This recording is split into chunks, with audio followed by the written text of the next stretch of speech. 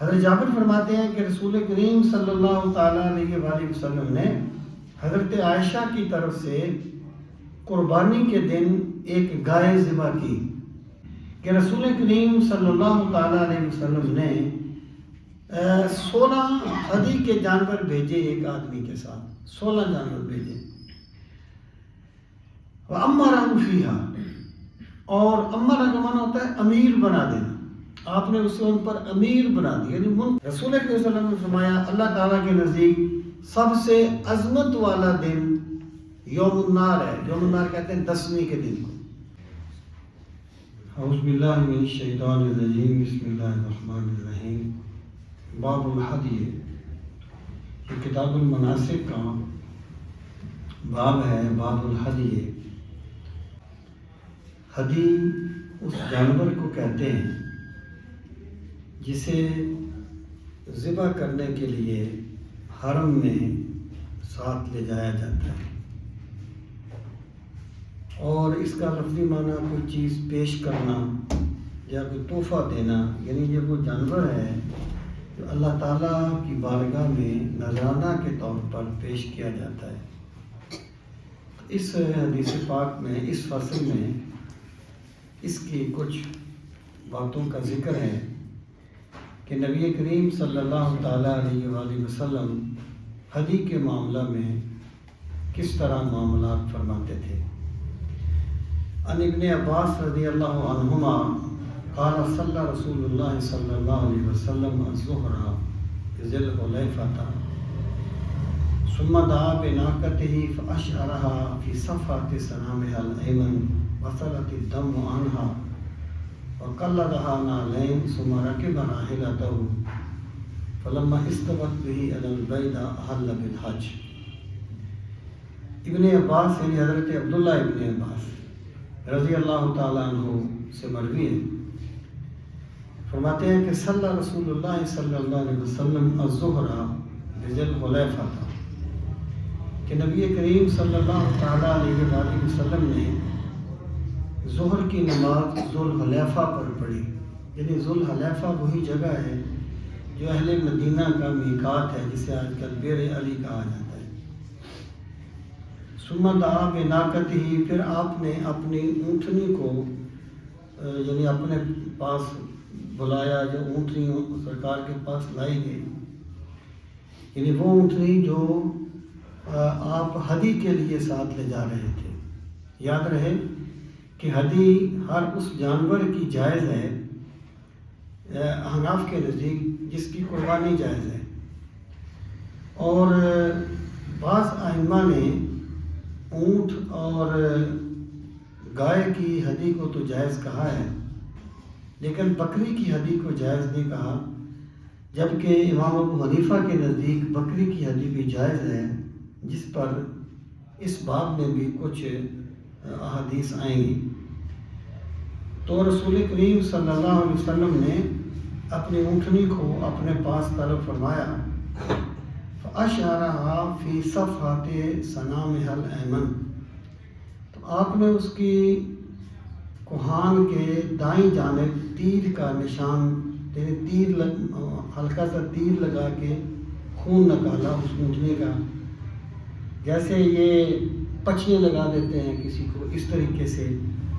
وصلت الدم عنها، اور اس کا خون جاری ہو گیا۔ یہ عربوں کا ایک طریقہ تھا کہ جب وہ حدی لے کے جاتے تو وہ خون نکال کے اس پر مل دیتے تھے، اور اس کے گلے میں کوئی جوتا وغیرہ ڈال دیتے تھے تاکہ لوگوں کو پتہ چلے کہ یہ حدی کا جانور ہے، وہ اس کو مطلب چوری نہ کریں، جو اس کو چھیننے کی کوشش نہ کریں، اور حرم کی نسبت سے ان کا احترام کریں۔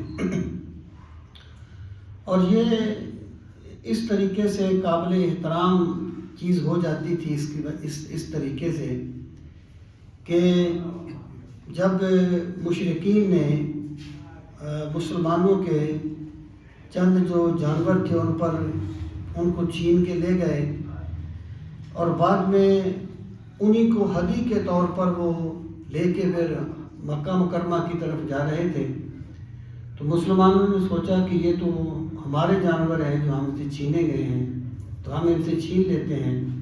تو اللہ تعالیٰ نے جو سورہ المائدہ میں اس کا تذکرہ ہے تو اللہ تعالیٰ نے ارشاد فرمایا کہ اب تم ان کو نہ چھینو کیونکہ اب یہ ہدی کے طور پر جا رہے ہیں اور ان کا شمار اللہ کی شعائر میں ہوتا ہے. مراد یہ ہے کہ جب اس طریقے سے وہ ایک نشانی لگا دیتے تھے تو اس وقت پھر کوئی بھی لوگ جو تھے، کوئی بھی آدمی، کوئی ڈاکو، کوئی چور اس کو چھینتا نہیں تھا، اس کا احترام کرتا تھا. تو اسلام نے بھی اس کو باقی رکھا. یعنی بعض چیزیں ایسی ہیں جن کا اسلام نے خود حکم نہیں دیا بلکہ وہ چیزیں آلریڈی چل رہی تھیں ان میں، اور اسلام نے ان کو باقی رکھا کیونکہ اس کی روح میں کوئی ایسی چیز نہیں تھی جس کا تعلق شرک کے ساتھ جا کے ملتا ہو. فَصْلَتِ الدَّمَ وَقَلَّتَهُ النَّعْلَيْنِ، اور سرکار نے اسے 2 جوتے اس کی گردن میں ڈال دیے، اس کو قلادہ پہنا دیا، 2 جوتے اس کی گردن میں ڈال دیے نشانی کے طور پر. ثُمَّ رَكَبَ رَاحِلَتَهُ، پھر آپ سوار ہوئے اپنی اونٹنی پر، اور جو ناکہ اس قصوہ پر سرکار سوار تھے اس پر آپ سوار ہوئے. فَلَمَّا اسْتَوَتْ بِهِ عَلَى الْبَيْدَةِ، اور جب آپ مقام بیدہ پہ پہنچے، احل بالحج، تو آپ نے پھر وہاں سے حج کا بلند آواز سے تلبیہ کہنا شروع کیا. وعن عائشہ رضی اللہ تعالیٰ عنہ قالت احد النبی صلی اللہ علیہ وسلم مرۃ الی البیت غنما فقلدها متفق علیہ. حضرت عائشہ فرماتی ہیں کہ ایک مرتبہ رسول کریم صلی اللہ تعالیٰ علیہ وآلہ وسلم نے بکری یا بھیڑ کو ہدی کے طور پر بھیجا اور پھر آپ نے اسے قلادہ پہنایا. اس سے ایک چیز تو یہ ثابت ہو گئی کہ بکری یا بھیڑ بھی ہدی کے طور پر لے جائی جا سکتی ہے. ہدی جو ہے اونٹ اور گائے میں خاص نہیں ہے بلکہ بکری بھی اس کے لیے بھیجی جا سکتی ہے. اور دوسری چیز یہ ہوگی کہ جو وہ کوہان سے خون نکالتے تھے وہ اونٹ کے ساتھ خاص ہے، اس کا تعلق بکری کے ساتھ نہیں ہے. وعن جابر رضی اللہ تعالیٰ عنہ قال ذبح رسول اللہ صلی اللہ علیہ وسلم عن عائشہ بقرۃ یوم النحر. حضرت جابر فرماتے ہیں کہ رسول کریم صلی اللہ تعالیٰ علیہ وآلہ وسلم نے حضرت عائشہ کی طرف سے قربانی کے دن ایک گائے ذبح کی. یعنی یہ ہدی نہیں ہے، یہ قربانی ہے، یوم النحر قربانی. اس سے یہ چیز ثابت ہوتی ہے کہ کسی اور کی طرف سے بھی قربانی کی جا سکتی ہے، اور اگر وہ بندہ جو ہے وہ دنیا میں موجود ہے تو اس سے اجازت لی جاتی ہے، یا وہ کہے گا کہ تم میری طرف سے قربانی کرو یا کر سکتے ہو، یا اس سے اجازت لیجیے. اور اگر وہ دنیا سے چلا گیا ہے تو اس کے اصالِ ثواب کے طور پر بھی قربانی کی جا سکتی ہے، لیکن یہ فرض قربانی کے علاوہ ہوگی. وعنہ، اور انہی سے مروی ہے قال نحر النبی صلی اللہ علیہ وسلم عن نساء بقرۃ فی حجتہ، کہ رسول کریم صلی اللہ تعالیٰ علیہ وآلہ وسلم نے ازواج مطہرات کی طرف سے ایک اونٹ ذبح کیا حجۃ الوداع کے موقع پر. ازواج مطہرات کی طرف سے ایک اونٹ ذبح کیا حجۃ الوداع کے موقع پر. اچھا، یہاں پر یہ چیز یاد رہے کہ رسول کریم صلی اللہ تعالیٰ علیہ وآلہ وسلم کی بعض چیزیں ایسی ہیں جو آپ کے خصائص ہیں، اور کوئی دوسرا بندہ اس طریقے سے نہیں کر سکتا. یہ رسول کریم علیہ السلام کی خصوصی شانیں ہیں. بعض چیزیں ایسی تھیں، یہ اگر امام سیوطی کی آپ دیکھیں الخصائص الکبریٰ، تو بعض چیزیں ایسی تھیں جو سرکار پر ایسی، یعنی ان کا کرنا لازم تھا جو امت پر لازم نہیں ہے. جیسے نماز تہجد آپ کے لیے فرض تھی، آپ کے لیے، آپ کی آل کے لیے یہ صدقہ جائز نہیں تھا، وغیرہ وغیرہ. اور بعض چیزیں ایسی تھیں جو رسول کریم علیہ السلام کے ساتھ خاص تھیں.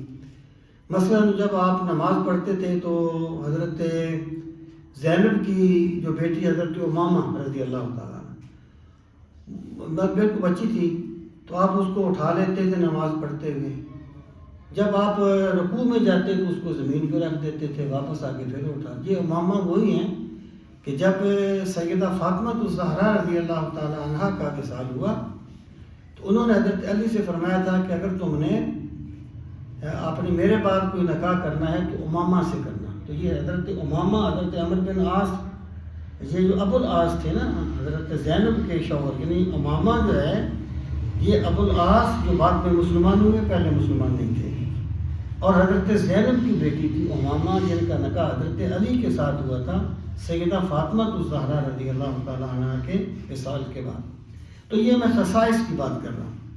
تو رسول کریم صلی اللہ تعالیٰ علیہ وآلہ وسلم نے اپنی ازواج مطہرات کی طرف سے ایک اونٹ ذبح کیا. اور آپ کے ازواج مطہرات تو آپ کے وصال کے وقت بھی 8 تھیں، اور قربانی تو 7، یعنی ایک اونٹ تو 7 کی طرف سے ہوتا ہے. یا ایک اور بھی حدیث پاک ہے کہ آپ نے ایک اونٹ ذبح کیا، ایک جانور ذبح کیا اور فرمایا اے میرے پروردگار، یہ میری طرف سے ہے اور میری پوری امت کی طرف سے ہے. ایسی حدیثوں سے جو لوگ ایسا استدلال کرتے ہیں نا کہ ایک قربانی پورے گھر کے لیے کافی ہوتی ہے، وہ بنیادی طور پہ بہت بڑی غلطی کرتے ہیں، اور وہ بات کو سمجھنے میں یا سمجھنا چاہتے نہیں ہیں، یا انہوں نے اس چیز کو کبھی غور نہیں کیا. دیکھیں، قربانی جو ہوتی ہے یہ صاحب نصاب پہ واجب ہوتی ہے. جو بندہ صاحب نصاب ہے اس پر واجب ہے. یعنی اگر خامد جو ہے وہ صاحب نصاب ہے تو اس پر قربانی واجب ہے. خامد کا فرض کریں اس کا والد دنیا سے چلا گیا ہے، یا اس کی والدہ یا اس کی بیوی چاہتی ہے جی میری طرف سے ہو، بیوی پر تو واجب نہیں ہے. ہمارے یہاں تو بیوی کے پاس پیسے نہیں ہوتے عموماً، اگر کوئی ہو تو الگ بات ہے، عموماً میں بات کر رہا ہوں. تو اگر خامد نے قربانی کرنی ہے اپنے مرحوم باپ کی طرف سے تو جو اس پر واجب ہے نا وہ اس کو پہلے کرے گا، وہ اس پر واجب ہے. دوسری اس کی مرضی ہے جس کی طرف سے بھی کرے. تو رسول کریم علیہ الصلوۃ والسلام کی یہ جو چیزیں ہیں جو آپ کے خصائص میں شمار ہوتی ہیں، عام بندہ اس طریقے سے نہیں کر سکتا. عام بندے کے لیے یہ ضروری ہے کہ وہ اپنا جو ایک اگر گھر میں فرض کریں 5 بندے صاحب نصاب ہیں تو 5 بندوں پہ قربانی واجب ہوگی. جیسے نماز ہوتی ہے گھر کے ساتھ جس پر بھی واجب ہے پڑھے گا تو ادا ہوگی، ورنہ تو نہیں ہوگی. اسی طریقے سے قربانی بھی ہوتی ہے. تو یہ رسول کریم علیہ الصلوۃ والسلام کے خصائص میں سے تھا کہ آپ نے ایک جانور کو اپنی ازواج مطہرات کی طرف سے ذبح فرمایا. عن عائشہ رضی اللہ تعالیٰ عنہ قالت فتلت قلائد بدن النبی صلی اللہ علیہ وسلم بیدیہ. سیدہ عائشہ فرماتی ہیں کہ رسول بدن جو ہے، جو بدرت ان کی جمع ہے، تو بڑا جانور اس کا مفہوم ہوتا ہے، یعنی اونٹ یا گائے وغیرہ. تو سیدہ عائشہ فرماتی ہیں کہ میں نے اپنے ہاتھوں سے رسول کریم صلی اللہ تعالیٰ علیہ وآلہ وسلم کے جو ہدی کے جانور تھے ان کے لیے قلادے بنائے. میں نے اپنے ہاتھوں سے ان کے قلادے بنائے. ثم قلدھا، پھر انہیں ان کے گلے میں لٹکا دیا. کوئی یعنی ایسے ہار نہیں گلے میں لٹکا دیتے ایسے. واشعرا، اور پھر وہ یعنی وہ جو سواری کے جانور تھے ان کا خون ان کی گردن پہ ملا گیا. واہدا، پھر آپ نے ہدی بھیجی. آگے آپ فرماتے ہیں یعنی حضرت عائشہ فرماتی ہیں فما حرم علیہ شیء. اصل میں یہ چیزیں جو ہے نا ان کا تعلق ہے مسائل کے ساتھ، لیکن جب یہ کتاب کو تھارو نہیں پڑھا جاتا ہے نا اس میں مسائل آتے ہیں. یعنی آپ حیران ہوں گے کہ یہ کیا ہے، اس کا مطلب یہ ہے کہ یہ مشکات شریف ہے، اس میں یہ آج کے مسائل آ رہے ہیں. تو مسائل میں جو چیزیں ہوتی ہیں وہ پھر زیادہ طلباء کے لیے زیادہ دلچسپی ہوتی ہے، عوام کا ذرا ذوق تھوڑا سا مختلف ہوتا ہے. دوبارہ آپ ذرا ہمت کر کے سنتے جائیں، اتنے زیادہ نہیں ہیں. یہ باب ختم ہوگا پھر آگے وہ چیزیں آ جائیں گی جو ہر بندے کی متعلقہ ہے. یہ بھی ہر بندے کی متعلقہ ہوتی ہیں کسی نہ کسی پہلو سے. اصل بات یہ تھی کہ حضرت ابن عباس رضی اللہ تعالیٰ عنہ یہ فرماتے تھے کہ اگر کوئی بندہ اپنی ہدی کو پہلے کسی اور کے ہاتھ آگے بھیج دے تو پھر اس کے لیے وہ چیزیں حرام ہو جاتی ہیں جو احرام باندھنے والے کے لیے حرام ہوتی ہیں. تو سیدہ عائشہ جی فرماتی ہیں کہ میں نے خود یہ کام کیا، میں نے ان کے قلادے بنائے، ان کی وہ خون لگایا ان کی گردن پر، اور سرکار نے ہدی بھیجی، اور فما حرم علیہ شیء کان حلال لہ، جو چیز سرکار کے لیے پہلے حلال تھی اس کے بعد بھی وہ حرام نہیں ہوگی۔ مطلب کیا ہے کہ جب ہدی کو حرم میں بھیج دیا تو بعد والے بندے پر وہ احکامات نافذ نہیں ہوتے جو احرام باندھنے والے پر لازم ہوتے ہیں۔ وَعَنْهَا قَالَ فَتَلْتُ قَلَائِدَهَا مِنْ إِحْنٍ كَانَ عِنْدِي، آپ فرماتے ہیں میں نے ان کے قلادے جو تھے وہ روئی سے بنائے تھے جو میرے پاس تھے۔ ثُمَّ بَعَثَ بِهَا مَعَ أَبِي، پھر سرکار نے انہیں بھیجا میرے باپ کے ساتھ، یعنی جب حضرت ابوبکر گئے تھے نا حج کرنے کے لیے، اس وقت سرکار نے ہدی بھیجی تھی حضرت ابوبکر صدیق کے ساتھ، اور ان کے جو قلادے تھے وہ میں نے روئی کے بنائے تھے۔ یعنی مراد یہ ہوتی تھی کہ کوئی مخصوص ان کے گلے میں چیز لٹکا دینا تاکہ پتہ چلے کہ یہ ہدی ہے۔ وعن ابی ہریرہ رضی اللہ تعالی عنہ ان رسول اللہ صلی اللہ علیہ وسلم رأى رجلا یسوق بدنا، ابو ہریرہ کہتے ہیں کہ رسول کریم صلی اللہ تعالی علیہ وآلہ وسلم نے ایک آدمی کو دیکھا جو اپنی ہدی کے جانور کو ہانک رہا تھا۔ بدنا بڑا جانور، اونٹ گائے وغیرہ، وہ ہانک رہا تھا۔ فقال، آپ نے فرمایا ارکبھا، اس اونٹ پر سوار ہو جا۔ فقال، اس نے کہا انہا بدنا، یہ تو بدنا ہے، یعنی یہ تو ہدی کے لیے میں لے کے جا رہا ہوں، تو اس پر میں سوار اگر ہوتا ہوں تو یہ اس کے احترام کے منافی ہے۔ اس کا خیال تھا کہ یہ احترام کے منافی ہے۔ قال، آپ نے پھر فرمایا ارکبھا، اس پر سوار ہو جاؤ۔ قال انہا بدنا، اس نے کہا یہ تو بدنا ہے، یہ تو میری ہدی کا جانور ہے۔ قال ارکبھا ویلک فی الثالثہ فی الثانیہ فی الثالثہ، جب آپ نے اسے 2 یا 3 مرتبہ کہا کہ اس پر سوار ہو جا، اس نے کہا ہدی کا جانور ہے، تو آپ نے فرمایا تیرا ستیہ ناس ہو، اس پر سوار ہو۔ یعنی آپ نے ایک ناراضگی کا اظہار فرمایا کہ جب میں تمہیں کہہ رہا ہوں، ٹھیک ہے نا، یہ صحابہ کرام جو تھے آہستہ آہستہ ان کی تربیت ہوئی ہے، آہستہ آہستہ ان کو، پہلے ممکنہ زمانہ جاہلیت میں بھی یہ کنسیپٹ ہو اور ویسے بھی ان کا خیال ہو کہ شاید یہ ہدی کے منافی ہیں، تو سرکار نے فرمایا کہ یعنی جب میں کہہ رہا ہوں کہ اس پہ سوار ہو جا، اگر یہ اس کے منافی ہوتا، اس کے احترام کے منافی ہوتا تو میں تمہیں اس کا حکم کیوں دیتا، اس لیے تم اس پر سوار ہو جاؤ۔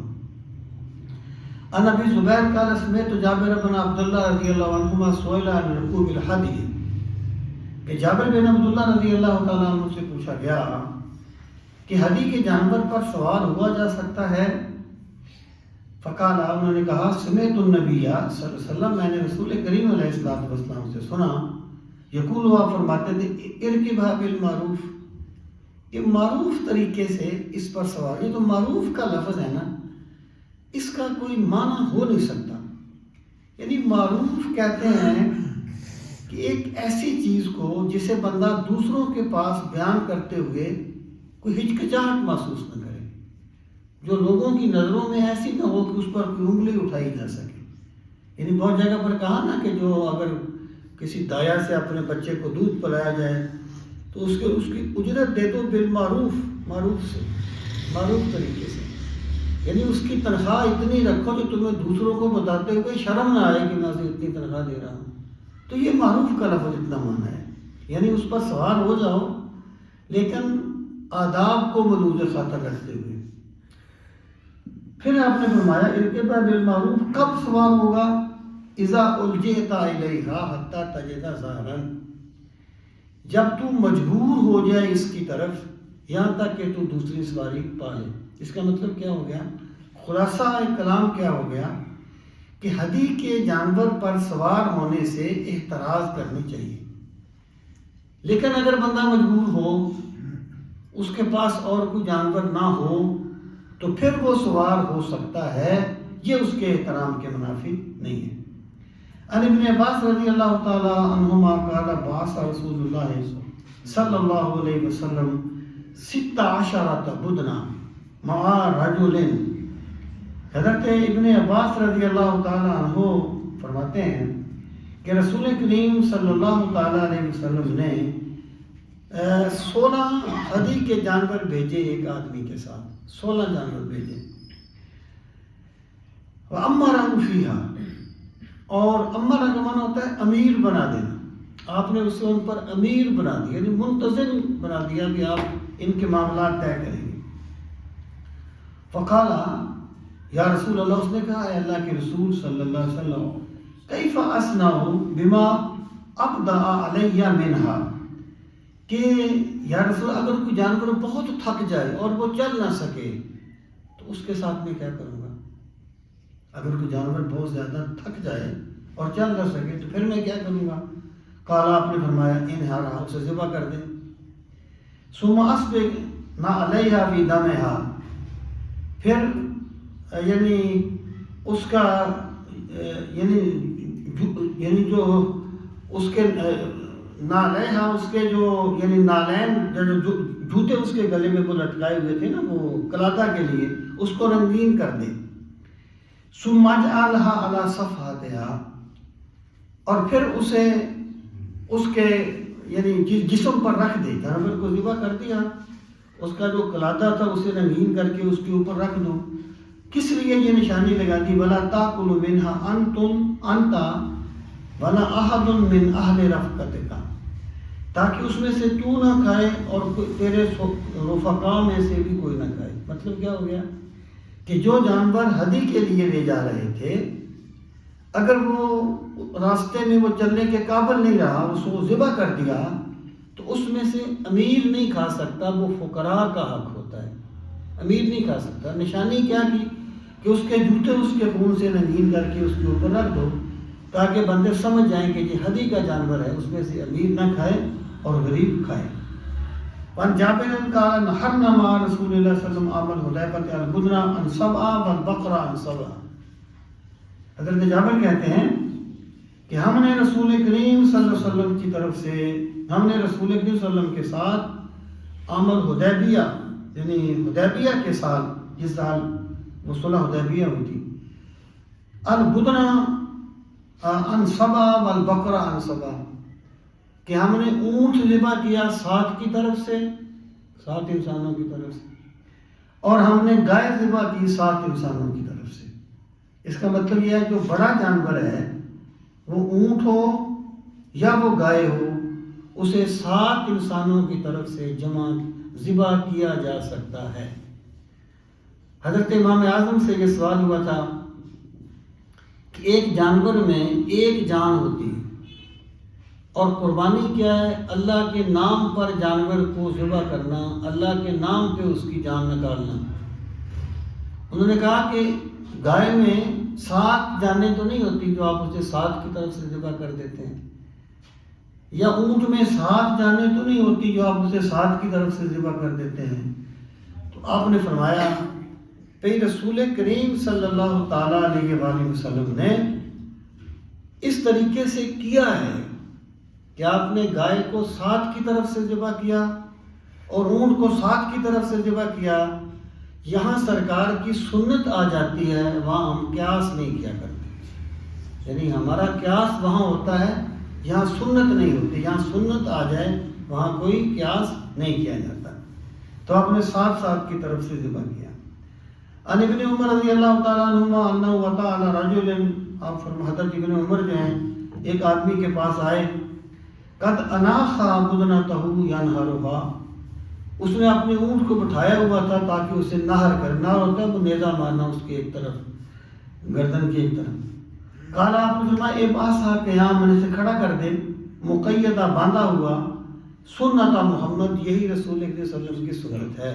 یعنی نہر جو جانور کو کرنا ہے وہ بٹھا کے نہیں کرنا, نہر کھڑا کر کے کرنا ہے, یہ سرکار کی سنت ہے. وعن علی رضی اللہ تعالیٰ عنہ امرنی رسول اللہ صلی اللہ علیہ وسلم, حضرت علی فرماتے ہیں کہ مجھے رسول کریم علیہ السلام نے حکم دیا ان اقوم علی بدنہ وانا اتصدق, کہ میں اپنے جانور کی رکھوالی کروں, اپنے بدنہ کی رکھوالی کروں اور میں صدقہ کر دوں اس کا گوشت, اس کی چمڑی اور اس کی جو پالان یا اس پر جو وہ جو ڈالا ہوتا ہے پلان سا, اس سب کو صدقہ کر دوں. ولا اوتی الجزار منہا, اور میں قصاب کو اجرت میں سے نہ دوں. قربانی کا جو جانور ہوتا ہے اس کی کھال کو اجرت میں دینا جائز نہیں ہے، یعنی اور جب اس کے متعلقہ کوئی چیز بیچ کے اس کو اجرت میں دے دیا جائے یہ جائز نہیں ہے۔ ان سب چیزوں کو بھی صدقہ کرنا چاہیے۔ قال نحن نعطیہ من عندنا، تو آپ فرماتے ہیں کہ ہم یعنی یہ چیزیں یعنی اس کی اجرت جو ہے وہ اپنے پاس سے دیا کرتے تھے، جانور کو ذبح کرانے کی اجرت ہم اپنے پاس سے دیتے تھے، وہ جانور سے پوری نہیں کرتے تھے۔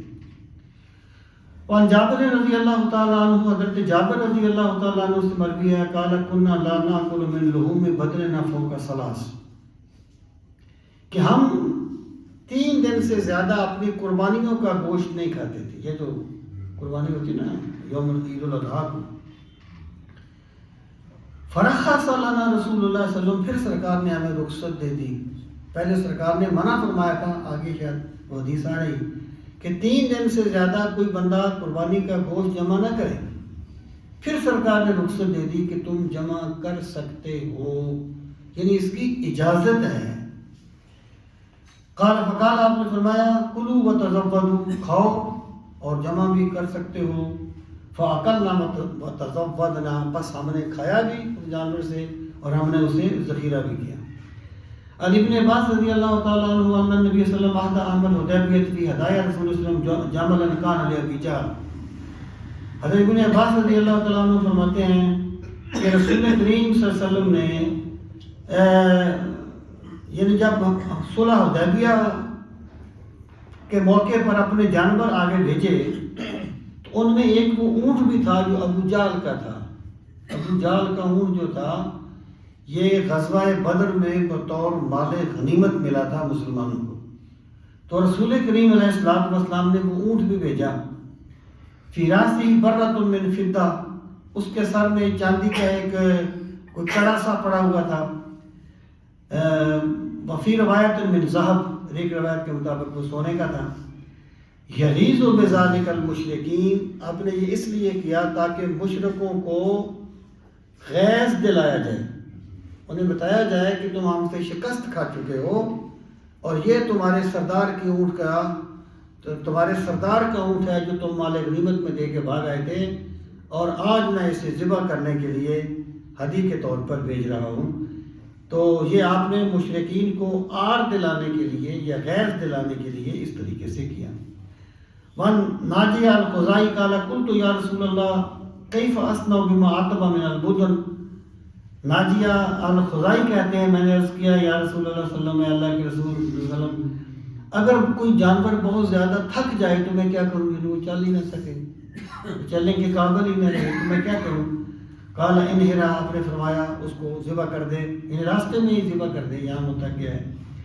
ثم اقمصنا علی فی دمہا، پھر اس کا جو وہ اس کے جو گلے میں وہ نال ڈالے ہوئے تھے جوتے، اس کو اس کے خون سے رنگین کر دے۔ ثم خل بین الناس و بینہا، پھر لوگوں اور اس کے درمیان سے ہٹ جا، فیاکلونہا، تاکہ لوگ اسے کھائیں، یعنی جو اس کے مستحق ہیں وہ اس کو کھا لیں۔ ان عبداللہ بن قرۃ ان النبی صلی اللہ علیہ وسلم ان اعظم الایام عند اللہ یوم النحر، رسول اللہ صلی اللہ علیہ وسلم نے فرمایا اللہ تعالیٰ کے نزدیک سب سے عظمت والا دن یوم النحر ہے۔ یوم النحر کہتے ہیں 10ویں کے دن کو، 10 ذو الحج کو، یعنی قربانی 11 کو بھی آپ کر سکتے ہیں، قربانی 12 کو بھی کر سکتے ہیں، لیکن 10ویں کا دن سب سے افضل ہے۔ ضد میں آ کر 10ویں کے بعد جانور کو ذبح کرنا یہ کوئی اسلامی سوچ نہیں ہے، یہ ضد کا شاخسانہ ہے۔ ثم یوم الکر، پھر 11ویں کا دن، کالا سور، سور کہتے ہیں وہ الیوم الثانی، وہ قربانی کا دوسرا دن ہے۔ کالا قرب علی رسول اللہ صلی اللہ علیہ وسلم بدنات الخمس اور 6، کہتے ہیں رسول اللہ صلی اللہ علیہ وسلم کے قریب کیے گئے 5 یا 6 قربانی کے جانور، یعنی اونٹ وغیرہ آپ کے قریب کیے گئے ذبح کرنے کے لیے۔ فتفقنا یزدلفنا علیہ، جب سرکار کے پاس وہ یعنی آپ کے پاس لائے گئے کہ آپ انہیں ذبح کریں، تو وہ اپنے آپ کو جلدی جلدی قریب کر رہے تھے کہ سرکار مجھے اپنے ہاتھ سے ذبح فرما دے۔ وہ اس کا شعر ہے نا کہ ہم آہوان سارا سر خود نے ہاتھا برکف، با امید آن کے روزے و شکار خواہی آمد. یا رسول اللہ صلی اللہ علیہ وسلم، صحرا کے ہرنوں نے اپنے سر جو ہے نا وہ اپنی ہتھیلی پر رکھے ہوئے ہیں اس امید پر کہ شاید کبھی آپ شکار کرنے کے لیے آئیں. تو جانوروں کو بھی یہ احساس تھا کہ یہ اللہ کے رسول ہیں اور ان کے ہاتھ سے ذبح ہو جانا اور اللہ کی بارگاہ میں پہنچنا یہ بہت ایک فضیلت والی بات ہے. تو وہ اپنے آپ کو قریب کرتے تھے جانور سرکار کے. بِأَيَّتِهِنَّ يَبْدَأُ کہ سرکار پہلے کس کو ذبح فرماتے ہیں. دیکھیں یہ جو ہوتا ہے نا ذوی العقول اور غیر ذوی العقول، جیسے انسان ذوی العقول ہے، یہ دیوار غیر ذوی العقول ہے، یہ ہماری نسبت سے ہے. اللہ تعالیٰ کی عظمت کو بھی ہر چیز سمجھتی ہے اور اللہ کے رسول کی عظمت کو بھی ہر چیز سمجھتی ہے. یہ غیر ذوی العقول ہماری تقسیم ہے، اس کا تعلق اللہ تعالیٰ اور رسول کریم علیہ السلام کے ساتھ نہیں. فلما وجب جنوبها جب انہوں نے اپنے پیر جو تھے وہ زمین پر بچھا دیے، قال فتکلم بکلمۃ خفیہ لم افہمها. تو راوی کہتے ہیں کہ سرکار نے کوئی بات کہی ایسا جو میں جان نہیں سکا، سمجھ نہیں سکا. فقلت ما قال میں نے کہا کیا کہا تھا سرکار نے؟ قال من شاء اقتطع. تو سرکار نے فرمایا جو چاہے اس میں سے اپنا گوشت کاٹے. جب ان کو ذبح کر دیا تو پھر سرکار نے اس کا گوشت لینے کی اجازت دے دی. ان سلمہ بن اکوع قال قال النبی صلی اللہ علیہ وسلم من دعا منکم فلا یصبحن بعد الثالثہ ففی بیتی منہم شیء. سلمہ بن اکوع کہتے ہیں کہ رسول کریم صلی اللہ علیہ وسلم نے فرمایا تم میں سے جو قربانی کرے، یہ 10ویں کی قربانی، عید کے دن کی قربانی، فلا یصبحن بعد الثالثہ وفی بیتی منہ شیء، تو وہ 3 دن کے بعد وہ صبح نہ کرے جس کے اس کے گھر میں قربانی کا گوشت ہو. جب یعنی قربانی تم کرو تو جب چوتھے دن کی صبح آئے تو تم میں سے کسی کے گھر میں قربانی کا گوشت نہیں ہونا چاہیے. فلما کانا العام المقبل جب اگلا سال آیا، قالوا یا رسول اللہ، صحابہ نے عرض کیا ہے اللہ کے رسول صلی اللہ علیہ وسلم، نفعل کما فعلنا العام الماضی، کیا اس سال میں ہم ویسا ہی کریں جیسا ہم نے پچھلے سال کیا تھا؟ یا پھر ہم 3 دنوں کے اندر اندر قربانی کا گوشت ختم کریں اور ہم یعنی چوتھے دن کے لیے ذخیرہ نہ کریں؟ قال آپ نے فرمایا کلو، کھاؤ، وَأَطْعِمُوا اور کھلاؤ، وَادَّخِرُوا اور جمع بھی کر سکتے ہو. فَإِنَّ ذَلِكَ الْعَامَ كَانَ بِالنَّاسِ جُهْدٌ کیونکہ پچھلے سال لوگوں پر تنگی تھی، حالات کی تنگی تھی. فَأَرَدْتُ أَن تَعِينُوا فِيهِمْ تو میں نے یہ سوچا کہ تم ان کی مدد کرو. یعنی پچھلے سال لوگوں کے حالات تنگ تھے، غریب لوگ تھے، ان کو گوشت کی ضرورت تھی تو میں نے ذخیرہ کرنے سے منع کر دیا تھا. اب اللہ تعالیٰ نے آسانی پیدا کر دی ہے، اس لیے تم گوشت کو گھر میں جمع بھی کر سکتے ہو. وَالنَّبِيَّ قَالَ قَالَ رسول صلی اللہ علیہ وسلم إِنَّا كُنَّا نَهَيْنَاكُمْ عَنْ دُحُومِهَا. رسول کریم علیہ السلام نے فرمایا کہ میں نے تمہیں منع کیا تھا، ہم نے تمہیں منع کیا تھا ان لحومها ان کا گوشت کھانے سے، ان کے گوشت سے، ان تاکلوها فوق ثلاث کہ تم 3 دن سے زیادہ قربانی کا گوشت نہ کھاؤ. لیکن تسعکم جاء اللہ بسع تاکہ کشادگی آ جائے گی، تاکہ اس وقت جس وقت تک کشادگی نہیں آتی لوگوں میں تو تم نہ کھاؤ. اب اللہ تعالیٰ نے کشادگی پیدا کر دی ہے، پھر کیا ہے فَكُلُوا کھاؤ، وَادَّخِرُوا اور جمع بھی کر سکتے ہو. لیکن دیکھیں پھر بھی اگرچہ یہ چیز ہے اجازت ہے اس کی، یعنی اگر ایک بندے نے جانور ذبح کر دیا، اس نے سارا گوشت اپنے گھر میں رکھ لیا، ہم یہ نہیں کہیں کہ اس کی قربانی نہیں ہوئی، لیکن اس نے قربانی کی نعمت کی قدر نہیں کی. یعنی اس میں جو ہے نا کہ اللہ تعالیٰ نے اس کو یعنی لوگوں کا بھی حصہ جو ہے اس میں حکم دیا گیا ہے. تو انسان کو چاہیے کہ جس طریقے سے قربانی کا گوشت تقسیم کیا جاتا ہے اس طریقے سے کرنے کے بعد اگر اس کے حصے میں سے کچھ بچتا ہے تو وہ بچا لے، رکھ لے اس کو جمع کر کے. لیکن دوسری چیز جو ہے وہ آداب کے منافی ہے. اگرچہ قانون میں ہم نہیں کہیں گے کہ اس نے کوئی گناہ کیا ہے یا اس کی قربانی نہیں ہوئی. تو اب آپ نے فرمایا کہ وَاعْتَجِرُوا کھاؤ پیو اور اللہ سے اجر طلب کرو. یعنی قربانی کو تم نے اللہ کے لیے جانور ذبح کیا ہے، تمہیں اس کا اجر ملے گا. تم اس میں سے کھاؤ گے، اللہ تمہیں کھانے کا بھی اجر عطا کرے گا کیونکہ تم نے اللہ تعالیٰ کے حکم کی تعمیل کی ہے. اللہ خبردار وَإِنَّا هَذِهِ الْأَيَّامِ، اور یہ جو دن ہوتے ہیں ایام اکل و شرب و ذکر اللہ، یہ کھانے پینے کے اور اللہ کو یاد کرنے کے دن ہیں۔ تو قربانی کے دنوں میں انسان کو کھانے پینے سے اسلام نے منع نہیں کیا، لیکن یہ ہے کہ وہ اپنی حد کے اندر رہے اور کسی کے حق پر استحصال کی کوشش نہ کرے۔ اللہ تعالیٰ ہمیں دین کا فہم نصیب فرمائے۔